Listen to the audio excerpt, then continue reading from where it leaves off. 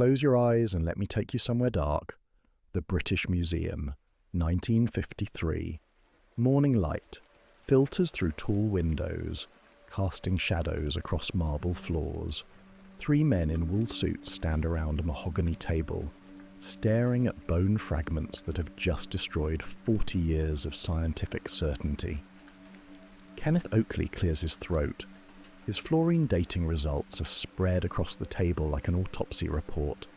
The skull that made Britain the cradle of human evolution. Medieval. The jaw that proved the missing link existed. Fresh from a Bornean orangutan, probably purchased at a curiosity shop. Piltdown Man was a lie. A gorgeous, perfect, career-ending lie. Tonight, we're walking through paleontology's shadow cabinet, the place where ambition meets deception, where brilliant minds constructed the most beautiful frauds in natural history. Deliberate deceptions crafted by human hands, desperate to control the greatest story ever told, the story of life itself. The dinosaur skeleton towering over schoolchildren in your local museum might be wearing the wrong head. The evolutionary missing link you memorized in biology class never existed. The fossil that rewrote textbooks across 3 continents was assembled in someone's basement with airplane glue and artistic license. Francis Tully found his monster by accident, stumbling across nature's own impossibility. The creatures in tonight's stories were born from something darker. They emerged from laboratories and workshops, from the fevered imagination of people who decided that reality wasn't impressive enough. Some of these hoaxes fooled Nobel Prize winners. Some still sit behind museum glass, their lies preserved in perpetuity. Some were so perfectly constructed that exposing them destroyed more careers than creating them ever did. The most unnerving truth about scientific fraud isn't that it happens. Every field has its cheaters, its corner cutters, its ambitious liars. What makes paleontological hoaxes special is how desperately we want to believe them, how perfectly they fill the gaps in our understanding, how beautiful the lies become when they're exactly what we needed to hear. Evolution doesn't care about our timelines or our national pride or our need for tidy explanations, but humans do. And when evolution fails to provide the fossils we need exactly when we need them, some people decide to help it along. Are you ready to meet the forgeries that made fools of geniuses, the fabrications that rewrote natural history, the hoaxes so elegant that part of you will want to believe them even after I tell you they're fake? Then settle in, because we're about to explore the places where science becomes art, where discovery becomes invention, and where the most beautiful lies in natural history were born. Charles Dawson had what you might call a fossil problem. The year was 1912, and Dawson was a respected solicitor and amateur geologist with an impressive collection of prehistoric finds to his name. He'd discovered new species of dinosaurs, ancient mammals, even a previously unknown type of primitive fish. His scientific reputation was solid, his discoveries genuine, which made what happened next so much more devastating. Somewhere in the gravel pits of Sussex, Dawson made a decision that would fool the scientific world for 4 decades. He decided that if evolution wouldn't provide Britain with a proper missing link, he'd create one himself. The timing couldn't have been more perfect. Charles Darwin had died 30 years earlier, leaving behind revolutionary ideas about human evolution and a conspicuous absence of fossil evidence to support them. Where was the creature that bridged the gap between apes and humans? More importantly for British scientific pride, where was the evidence that human evolution had taken its most crucial steps on English soil? The French had Cro-Magnon, the Germans had Neanderthal. Britain had nothing but theory and wounded national pride. You could almost hear the collective British scientific establishment clearing its throat in embarrassment at international conferences. Dawson understood something fundamental about human psychology. We see what we need to see, especially when what we need aligns perfectly with what we want. and British paleontology wanted Piltdown Man so badly they could taste it. The skull fragments Dawson presented were a masterpiece of wishful thinking made manifest. Large brain case suggesting advanced intelligence, primitive jaw showing clear ape ancestry. Found in an English gravel pit naturally, making Britain the official birthplace of human consciousness. Arthur Smith Woodward, Keeper of Geology at the British Museum, examined Dawson's finds with the enthusiasm of a man discovering buried treasure, which, in a sense, he was. The treasure just happened to be manufactured rather than fossilised. The scientific establishment embraced Piltdown Man with something approaching religious fervour. Papers were published, careers were launched. Eoanthropus dawsoni, Dawson's Dawn Man, became the cornerstone of human evolutionary theory, featured in textbooks from Cambridge to California. Arthur Conan Doyle lived near the Piltdown site. Some scholars suspect the creator of Sherlock Holmes might have helped stage the discovery, which would make Piltdown Man the greatest unsolved mystery in paleontological history. The irony would have been spectacular. The man who taught the world about deductive reasoning helping to perpetrate the most successful scientific hoax of the 20th century. For 40 years, Piltdown Man held court in the British Museum like prehistoric royalty. Students memorised his name, professors built lectures around his significance. Entire theories of human evolution were constructed on the foundation of his fabricated bones. Dawson died in 1916, taking his methods to the grave. His beautiful lie lived on, growing more respectable with each passing year. By the 1940s, questioning Piltdown Man's authenticity was professional suicide. Too many reputations had been staked on his existence. The fraud was almost perfect. Dawson had used genuine medieval human skull fragments, stained to look ancient. The jaw came from a modern orangutan, its teeth carefully filed to appear more human. The colouring was achieved through iron staining and chromate treatment, giving everything a convincingly ancient appearance. Kenneth Oakley finally exposed the hoax in 1953, using newly developed fluorine dating techniques. The skull fragments contained too much fluorine to be genuinely ancient. The jaw belonged to a 500-year-old orangutan. The teeth showed clear file marks where someone had manually shaped them. The revelation destroyed 40 years of evolutionary theory in a single afternoon. Textbooks became instant antiques. Evolutionary diagrams turned into embarrassing relics. Respected paleontologists found their life's work built on a foundation of deliberate deception. What made the Piltdown hoax so successful wasn't just Dawson's skill as a forger. It was the scientific community's desperate willingness to believe. When the jaw didn't quite fit the skull, experts declared it evidence of primitive anatomy. When the teeth showed obvious filing marks, those became ancient wear patterns. Confirmation bias had turned some of the world's brightest minds into willing accomplices in their own deception. They wanted Piltdown Man to be real so badly that they explained away every piece of evidence that suggested otherwise. Today, fragments of Piltdown Man sit in the Natural History Museum in London, clearly labelled as a hoax. They serve as a monument to scientific humility, a reminder that even the most respected experts can be spectacularly wrong when they want something to be true badly enough. Piltdown Man may have been exposed 70 years ago, but his ghost still haunts every paleontological discovery. The beautiful lie taught the scientific community a harsh lesson about the dangers of letting desire override evidence, of allowing national pride to cloud professional judgment. But this raises a troubling question. If experts could be fooled so completely for so long about something as fundamental as human evolution, what other lies might be hiding in plain sight? What other hoaxes might be sitting in museums right now, waiting for their own Kenneth Oakley to expose them? The answer is more disturbing than you might expect. Because Piltdown Man was just the beginning, Edward Drinker Cope had a photograph on his desk, that showed him sitting next to the bones of an ancient sea monster. He'd arranged himself carefully in the frame, one hand resting possessively on a massive vertebra, his expression that of a man who owned prehistory itself. What the photograph didn't show was that the skeleton was assembled backward, the head where the tail should be, the tail where the head belonged. It was 1868, and Cope had just made the kind of mistake that would have been embarrassing under normal circumstances.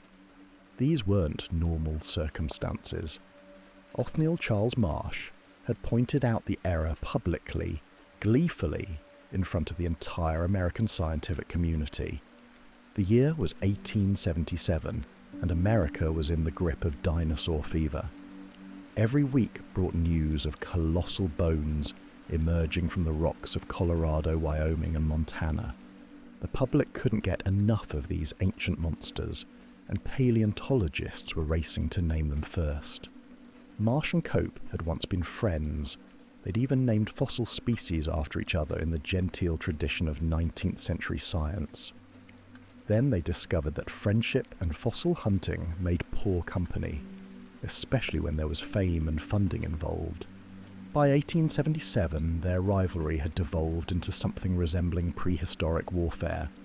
They hired spies to infiltrate each other's dig sites. They paid railroad workers to dynamite bone beds, rather than let competitors access them. They rushed incomplete skeletons to publication just to claim naming rights. In this atmosphere of scientific chaos, accuracy became a luxury few could afford. Marsh made his mistake at Como Bluff, Wyoming. His crew had uncovered an enormous sauropod skeleton, one of those long-necked giants that would eventually become every child's favourite dinosaur. The body was magnificent, nearly complete. The vertebrae told a story of an animal the size of a school bus. There was just one problem: no head. A responsible paleontologist might have waited, might have searched more carefully, expanded the excavation, acknowledged the incompleteness of the find. But Marsh wasn't feeling particularly responsible in 1877. Cope was breathing down his neck, announcing new species faster than Marsh could keep up. So Marsh did what any competitive paleontologist might do when faced with a headless giant and an impatient public. He borrowed a skull from another dinosaur entirely. The head came from Camarasaurus, a different sauropod found at a different site at a different time. It was smaller, blockier, completely wrong for the body Marsh was trying to reconstruct. But it was a head, and heads made for better museum displays than decapitated skeletons. Thus was born Brontosaurus excelsus, the thunder lizard. Marsh's chimera became an instant celebrity, the poster child for the age of dinosaurs. Children learned its name before they could spell their own. Artists painted it grazing in prehistoric swamps. Museums built their fossil halls around its massive frame. The mistake might have been corrected quickly under normal circumstances. Paleontology is supposed to be self-correcting after all. Scientists examine each other's work, point out errors, refine classifications. But these weren't normal circumstances. The Bone Wars had poisoned professional relationships across American paleontology. Marsh and Cope weren't speaking to each other, let alone collaborating on taxonomic corrections. Their respective followers formed camps defending their leaders' discoveries with religious fervour. Meanwhile, the public had fallen in love with Brontosaurus. The name rolled off tongues beautifully. The image of a gentle giant munching prehistoric vegetation captured imaginations worldwide. Publishers printed Brontosaurus in children's books. Toy makers sculpted Brontosaurus figurines, and museums proudly displayed their Brontosaurus skeletons. Then in 1903, Elmer Riggs spotted the problem. Working at the Field Museum in Chicago, Riggs realized that Marsh's thunder lizard was actually Apatosaurus, a dinosaur that had been named 2 years earlier. Scientific naming rules are strict. The first published name wins regardless of popularity.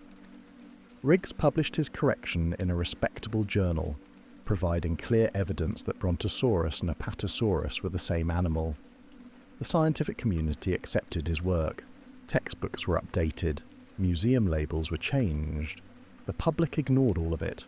Brontosaurus had become too embedded in popular culture to die quietly. Children continued learning about thunder lizards in school. Toy stores kept selling Brontosaurus models. The 1988 animated film The Land Before Time featured a Brontosaurus named Littlefoot, introducing the discredited name to an entirely new generation. By the early 2000s, paleontologists found themselves in an awkward position. They knew Brontosaurus was scientifically invalid, but they also knew that calling it Apatosaurus confused everyone from kindergarteners to museum visitors. Some simply gave up and used both names interchangeably. Then, in 2015, something remarkable happened. Emmanuel Tchop and his colleagues at the Nova Universidade de Lisboa published a massive study examining every known specimen of long-necked sauropods from the American West. Using modern computational methods, they analysed hundreds of anatomical features across dozens of skeletons. Their conclusion was startling. Brontosaurus deserved to be resurrected. The original specimens that Marsh had classified as Brontosaurus were different enough from Apatosaurus to warrant their own genus. The thunder lizard was real after all, just not in the way Marsh had originally imagined it. The 2015 study sparked heated debate among paleontologists. Some embraced the resurrection of their childhood favourite. Others argued that the differences between Brontosaurus and Apatosaurus were too subtle to justify separate genera. The arguments continue today in academic journals and conference presentations. Museums faced a peculiar dilemma. Should they update their displays again, risking public confusion?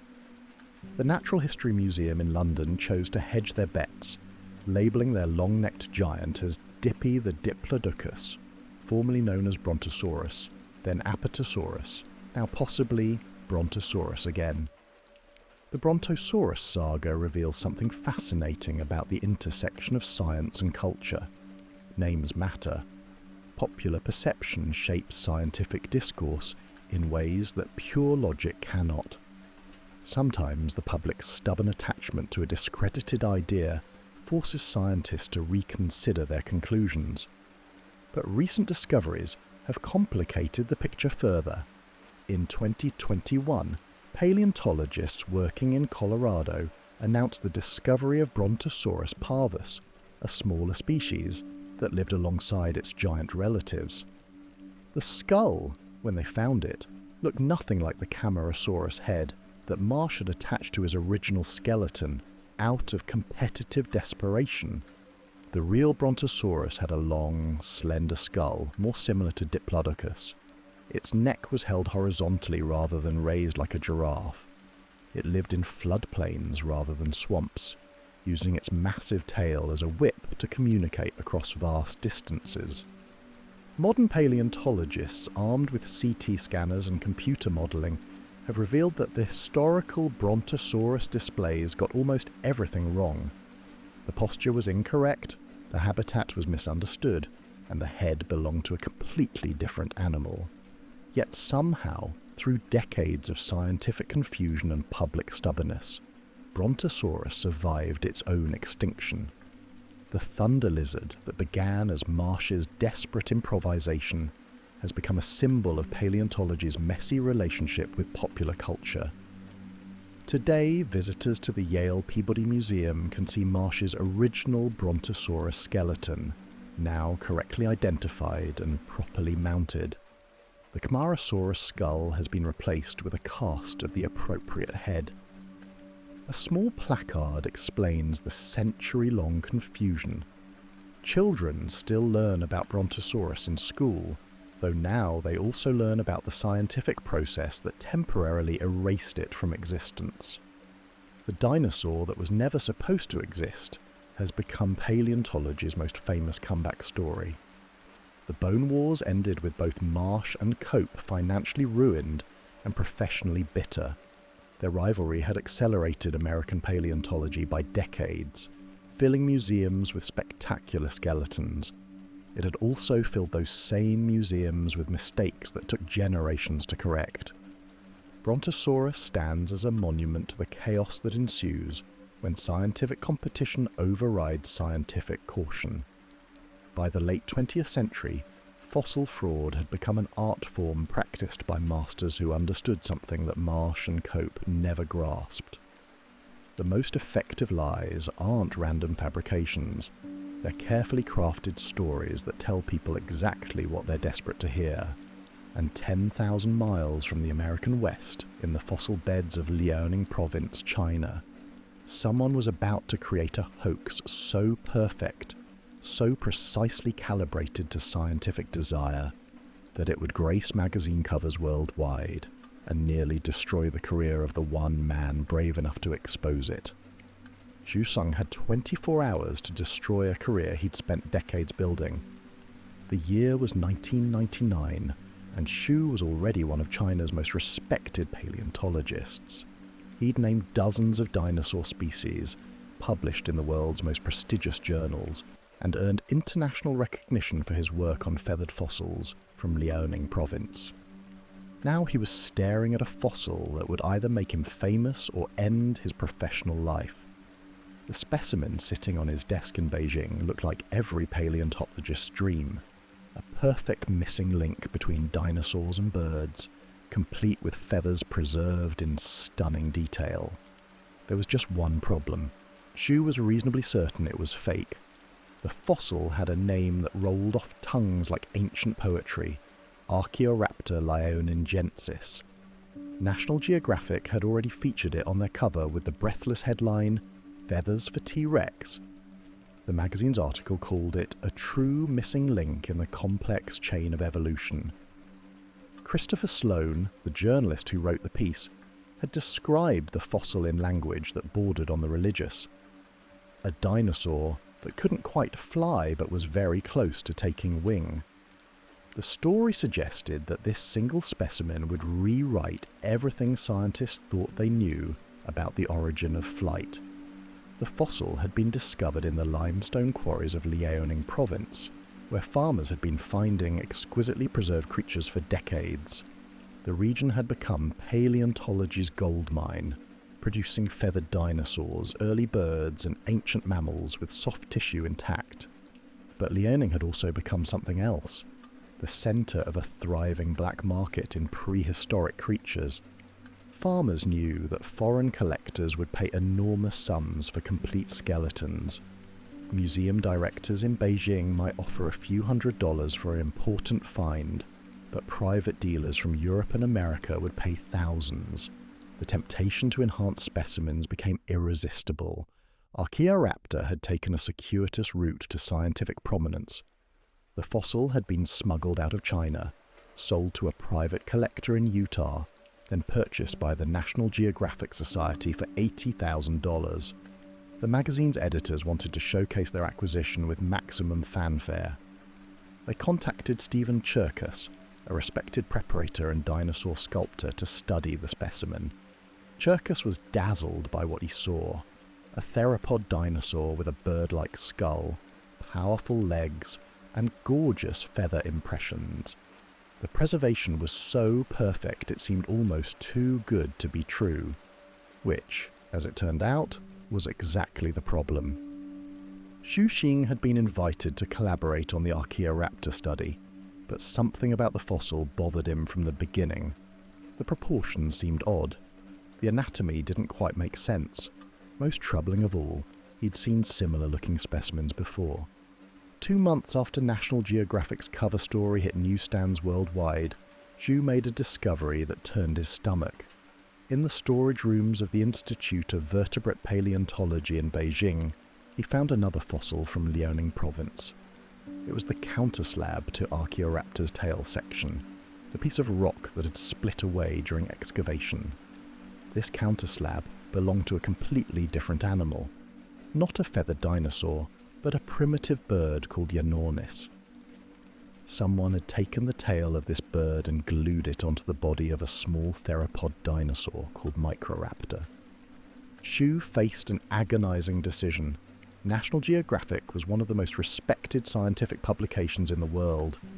The Archaeoraptor story had been read by millions of people. Exposing the hoax would embarrass powerful institutions and important colleagues. But staying silent would make him complicit in scientific fraud on a global scale. Xu chose truth over comfort. He published his findings, providing clear evidence that Archaeoraptor was a composite of at least 2 different animals. The missing link was actually a masterpiece of Chinese fossil forgery, assembled with skill that would have impressed Renaissance art dealers. The revelation sent shockwaves through paleontology. National Geographic issued a public retraction, acknowledging that their cover story had been based on fraudulent material. The magazine's reputation took a beating that lasted for years. Stephen Cherkas initially defended the fossil, arguing that even if it were composite, the individual pieces were still scientifically valuable.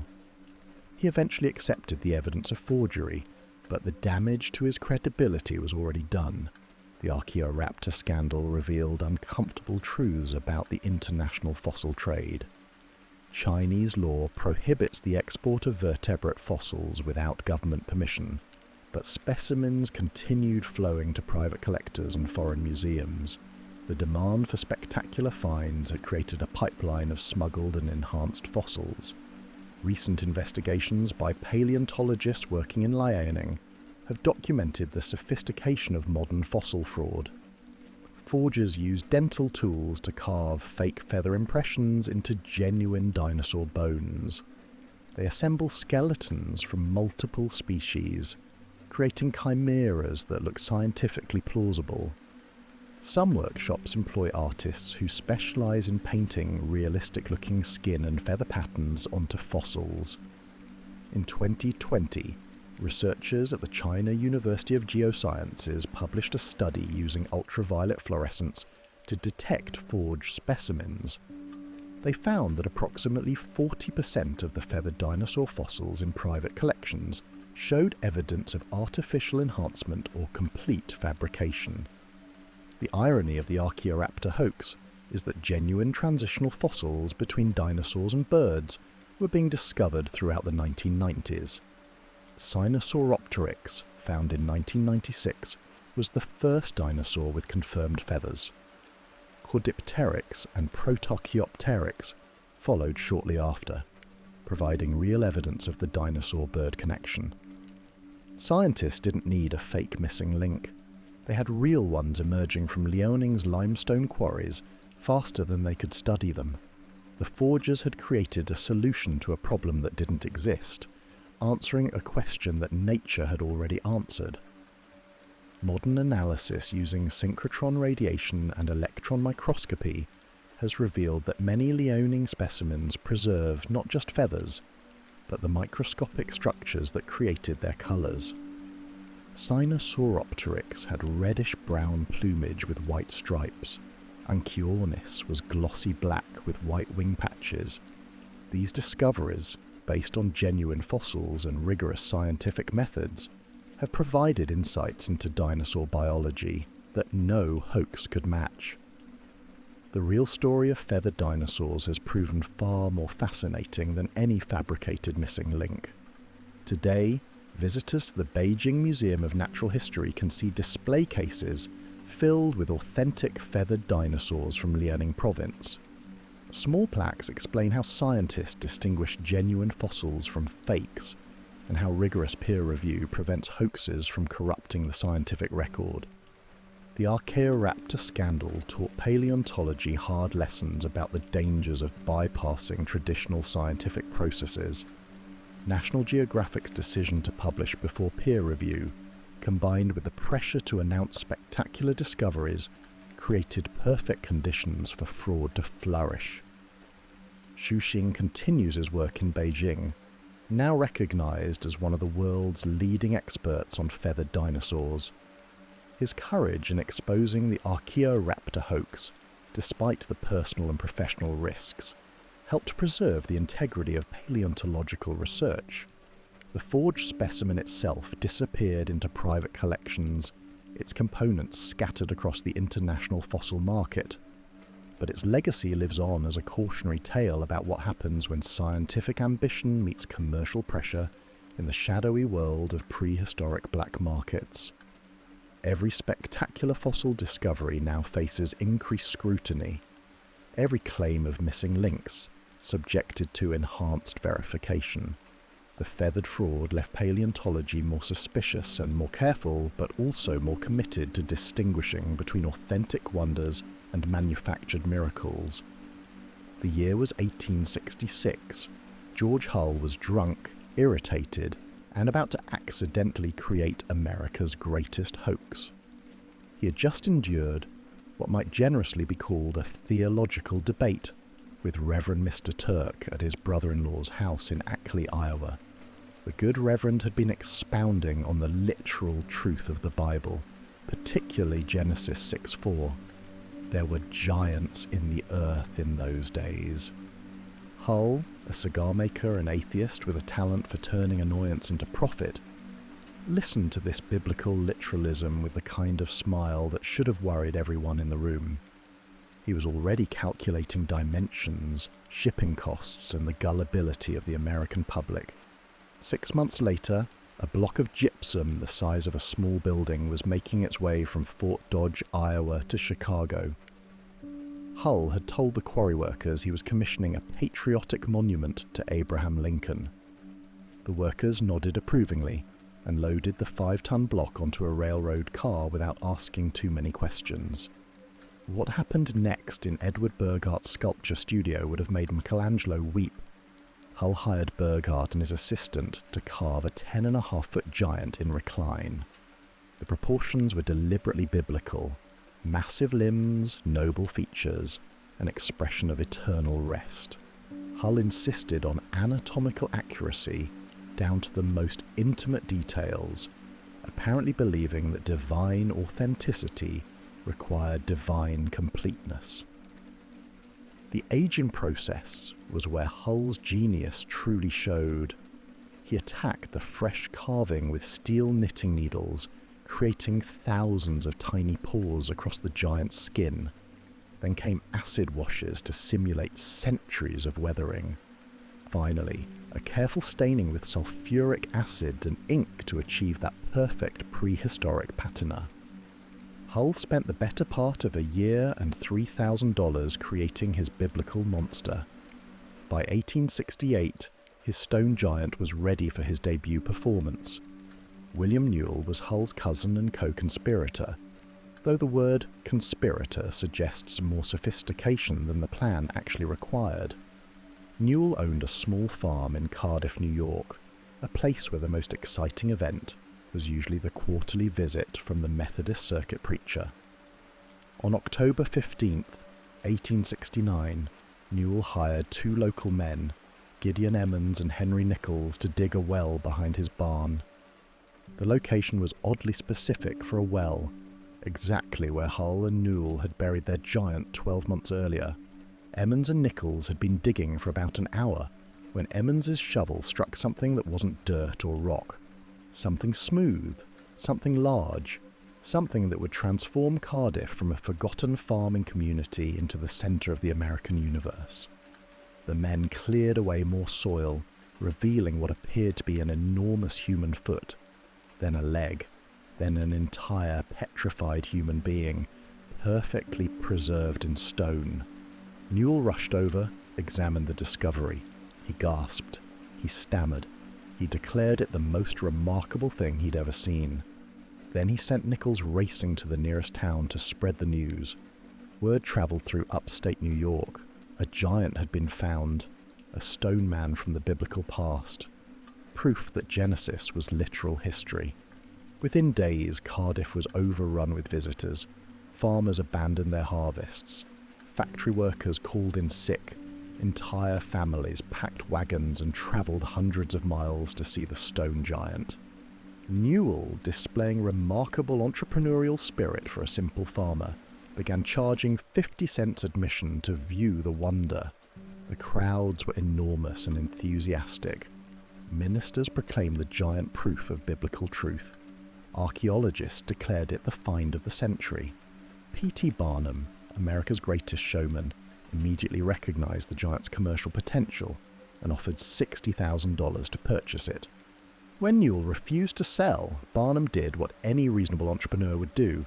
He commissioned his own giant. Barnum's replica was soon drawing crowds in New York City, while billed as the real Cardiff giant, leaving the original to compete with its own copy. The theological implications were staggering.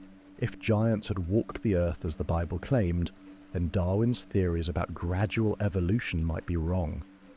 Perhaps human history was stranger and more wonderful than science suggested. Perhaps the ancient text contained literal truths that modern rationalism had dismissed too quickly. But Hull's giant was just the beginning. The appetite for impossible creatures, for fossils that rewrote natural history according to human desires, had barely been whetted. And as the decades rolled forward, that hunger would evolve, becoming more sophisticated, more international, and infinitely more dangerous to scientific truth. By the 21st century, fossil fraud had gone global. The same human weaknesses that made Americans believe in stone giants now operated on an international scale, where private collectors paid millions for specimens that might reshape evolutionary theory, where the line between legitimate discovery and elaborate fiction had become so thin that even experts couldn't always see it. In 2015, someone opened a wooden crate in a German museum and found what appeared to be evolution's holy grail, a snake with legs. Dave Martill should have known better. After 30 years of studying fossils, after examining thousands of specimens from around the world, after developing an international reputation for his expertise in pterosaur paleontology, he should have recognized the warning signs. The fossil had arrived at the University of Portsmouth through channels that were, to put it diplomatically, complex. It had been discovered in Brazil's Crato Formation, smuggled out of the country in violation of Brazilian law, sold to a private collector in Germany, then donated to a museum that had no particular expertise in snake evolution. When Martill first saw the specimen, his heart probably stopped for just a moment. There, preserved in limestone that was roughly 110 million years old, was what appeared to be a primitive snake with 4 tiny legs. Not vestigial bumps or evolutionary remnants, but actual limbs with recognizable feet. If genuine, the fossil would revolutionize understanding of snake evolution. Snakes are evolutionary mysteries, limbless reptiles that clearly descended from lizards with legs, but the transitional forms had never been found. This specimen seemed to bridge that gap perfectly. Martill assembled an international team to study the fossil. They named it Tetrapodophyes amplectus, the 4-legged snake that embraces. The scientific paper they published described it as the most primitive snake known to date, and suggested it represented a crucial missing link in reptilian evolution. The discovery made headlines around the world. National Geographic featured the snake in multiple articles. Science museums began incorporating Tetrapodophyes into their displays about snake evolution. Textbooks were revised to include this remarkable transitional form. Then other paleontologists started asking uncomfortable questions. Michael Caldwell at the University of Alberta had spent decades studying snake evolution. When he examined high-resolution photographs of Tetrapodophyes, details that bothered him began to accumulate like storm clouds on a clear horizon. The proportions seemed odd. The skull was too large for the body. The supposed legs appeared to be positioned incorrectly for a snake-like creature. Most troubling of all, the fossil showed no signs of the anatomical features that define snakes. No evidence of the flexible skull joints that allow serpents to swallow large prey.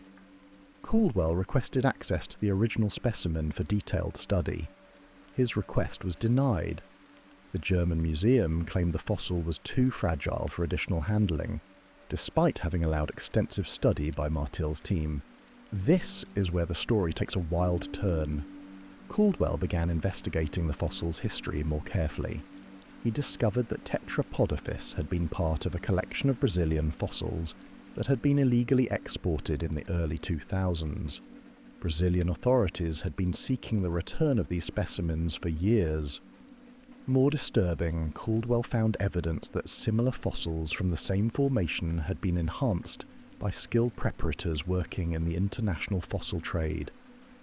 Tiny limbs had been carved and attached to genuine snake fossils. Skull elements had been modified to create more primitive-looking features. In 2021, Caldwell published a devastating critique of the Tetrapodophyst discovery. Using detailed anatomical analysis, he demonstrated that the fossil was almost certainly not a snake at all, but rather a marine lizard called a dolichosaur. The supposed transitional features were either misinterpreted normal anatomy or deliberate modifications. Caldwell's analysis revealed something more troubling than simple misidentification. High-resolution imaging showed clear evidence that portions of the fossil had been carved and artificially aged. The legs appeared to have been added to a genuine dolichosaur skeleton to make it look more snake-like. The Tetrapodophyst controversy exposed fundamental problems in modern paleontology's relationship with private collectors and commercial fossil markets. The specimen had bypassed normal scientific channels, avoiding the peer review and collaborative study that might have detected problems earlier. Recent investigations by Brazilian authorities have revealed an international network of fossil smugglers operating throughout South America. These organizations employ skilled preparators who specialize in enhancing specimens to increase their commercial value. A genuine but incomplete fossil might be worth thousands of dollars. The same fossil, enhanced with carved additions to create a transitional form, could sell for hundreds of thousands. In 2022, researchers at the Federal University of ABC in Brazil published a comprehensive study of smuggled fossils using X-ray fluorescent spectroscopy. They found that approximately 60% of Brazilian fossils in international private collections showed evidence of artificial enhancement, ranging from minor gap filling to complete reconstruction of missing elements. The Tetrapodophyst case demonstrates how the democratization of scientific publishing has made fossil fraud more dangerous. Unlike the 19th century, when hoaxes were typically exposed by small communities of experts, modern fraudulent discoveries can reach global audiences through scientific journals and popular media before thorough verification is complete. Martil continues to defend his interpretation of Tetrapodophyst, though he now acknowledges that the fossil's legal status complicates its scientific value. The specimen remains in Germany, inaccessible to most researchers, while Brazilian authorities continue demanding its return. The four-legged snake has become a symbol of paleontology's ongoing struggle with commercial fossil markets. The financial incentives for creating spectacular transitional forms have never been higher. Private collectors and museums compete for specimens that could rewrite evolutionary history, creating powerful motivations for enhancement and fraud. Modern snake evolution research has continued without Tetrapodophyst, relying on genuinely documented specimens with clear provenance. Recent discoveries of primitive snakes with vestigial limbs have provided real insights into serpent evolution, making the controversial German specimen largely irrelevant to scientific progress. Walk through any natural history museum in the world, and you're surrounded by ghosts. Not the literal kind. These are the ghosts of scientific certainty. The phantoms of ideas we once held so firmly that we built entire displays around them, carved them into stone, and presented them to millions of visitors as unshakable truth. The skeleton towering over the main hall might be wearing the wrong head. The diorama showing early humans might be depicting creatures that never existed. The evolutionary tree painted on the wall might be showing relationships that were fabricated in someone's imagination rather than discovered in ancient stone. Museum directors face a peculiar problem that George Hull never had to consider. What do you do when your most popular exhibits turn out to be wrong? when the magnificent skeleton that children have been photographing with their families for decades is revealed to be a composite of 3 different species from 2 different time periods. The American Museum of Natural History in New York houses one of the world's most impressive collections of dinosaur fossils. Visitors marvel at complete skeletons that seem to capture prehistoric creatures in mid-stride, frozen in ancient drama that speaks across millions of years. What many visitors don't realize is that these displays are as much art as science. The dramatic poses are educated guesses about how these animals moved.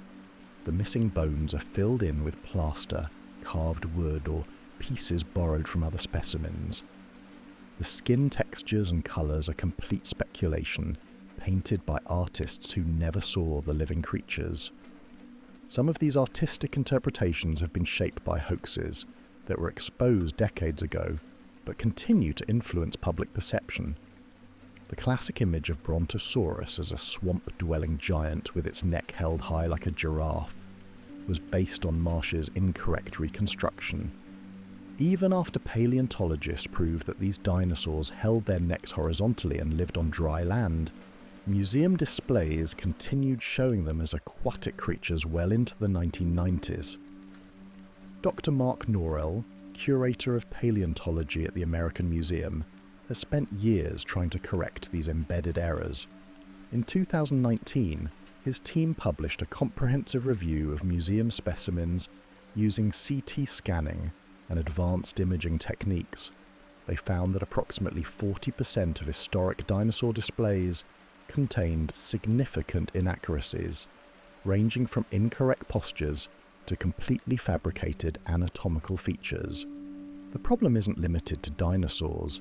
Mammal displays routinely show evolutionary relationships that were disproven years ago. Bird evolution exhibits still feature Archaeopteryx as the first bird, despite the discovery of numerous earlier feathered creatures that complicate this simple narrative. Perhaps most troubling are the human evolution displays. Museums around the world continue to show linear progressions from primitive to modern humans, depicting evolutionary development as a steady march toward contemporary humanity. These displays ignore decades of research, showing that human evolution was complex, branching, and involved multiple species coexisting for millions of years. The Field Museum in Chicago faced this problem directly in 2018 when they renovated their Human Evolution Hall. Researchers discovered that several of their most iconic displays were based on fossils that had been discredited or revealed as hoaxes. The famous Lucy reconstruction, beloved by generations of visitors, was shown to have anatomical features that were entirely speculative. Some museums have chosen radical transparency, adding labels that explicitly acknowledge uncertainty and error. The Natural History Museum in London now includes signs explaining how scientific understanding has changed since displays were first created. Visitors can see the evolution of ideas alongside the evolution of species. Other institutions have taken a more conservative approach, quietly updating displays without drawing attention to previous errors. The concern is that admitting mistakes might undermine public confidence in science, creating ammunition for those who question evolutionary theory entirely. Recent studies of museum visitor behaviour suggest these fears may be unfounded. Dr. Sarah Davies at King's College London surveyed thousands of museum visitors between 2020 and 2022. She found that people actually respond positively to exhibitions that acknowledge scientific uncertainty and show how knowledge evolves over time. The most sophisticated modern hoaxes are specifically designed to fool museum displays. In 2021, the Royal Ontario Museum discovered that one of their prized pterosaur specimens had been extensively modified by commercial preparators. Wings had been extended, skull elements had been enhanced, and missing bones had been carved from resin and artificially aged. The specimen had been purchased from a private collector who claimed it came from legitimate excavations in China. only advanced spectroscopic analysis revealed that portions of the skeleton were less than 5 years old, despite supposedly being 120 million years ancient. These discoveries have forced museums to reconsider their relationships with private collectors and commercial fossil dealers. The pressure to acquire spectacular displays often conflicts with the need for rigorous scientific verification. The Carnegie Museum of Natural History has implemented new protocols requiring extensive documentation for any privately sourced specimens. Every fossil must undergo CT scanning, chemical analysis, and detailed photographic documentation before being considered for display. But even these measures may not be enough. Modern forgers have access to the same analytical techniques used by museums. They can study genuine fossils to create fakes that will pass most standard tests. The arms race between authentication and fabrication continues to escalate. Walking through museum halls today requires a different kind of literacy than Hull's audiences possessed. Visitors need to understand that scientific knowledge is provisional, that displays represent current best understanding rather than absolute truth, and that the most spectacular exhibits may be the most likely to contain errors or enhancements. The next time you stand before a towering dinosaur skeleton or peer at an ancient human ancestor, remember that you're not just looking at the past. You're looking at the present, at how we currently understand that past, at what we hope it means, and at what we're still trying to figure out.